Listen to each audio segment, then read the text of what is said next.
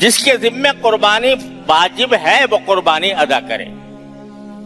اور ایک حدیث میں آتا ہے کہ رسول کریم صلی اللہ علیہ وسلم کی طرف منسوب ہے کہ آپ نے یہ فرمایا کہ جس شخص کے اندر استطاعت ہو قربانی کرنے کی اور وہ قربانی نہ کرے تو ہماری عیدگاہ پہ بھی نہ آئے، عیدگاہ کے قریب بھی نہ پھٹکے.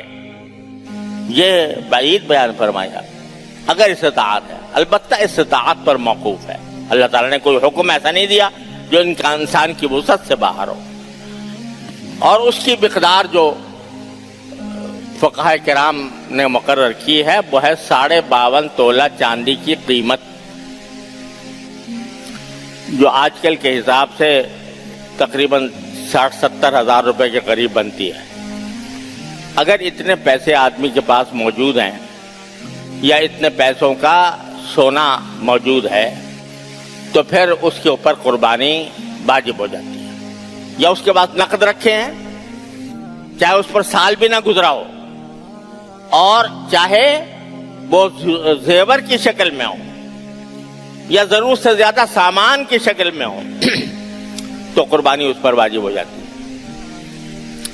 تو اس کو اللہ تبارک و تعالیٰ کا حکم سمجھ کر ادا کرنا چاہیے.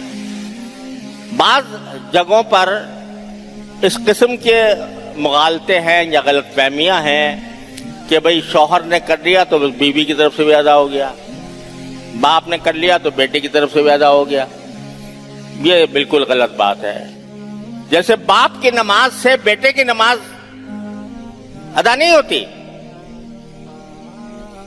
شوہر کی نماز سے بیوی کی نماز ادا نہیں ہوتی. دونوں کا الگ الگ فریضہ ہے. شوہر کا الگ فریضہ ہے کہ نماز پڑھے، بیوی کا الگ فریضہ ہے کہ نماز پڑھے.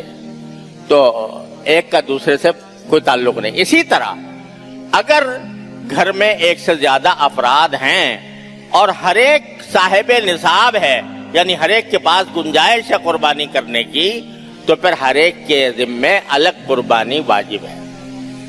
لہذا یہ جو خیال پیدا ہوتا ہے لوگوں کے دلوں میں کہ بس چلو گھر میں ایک ہو گیا تو بس کافی ہے، یہ خیال درست نہیں ہے.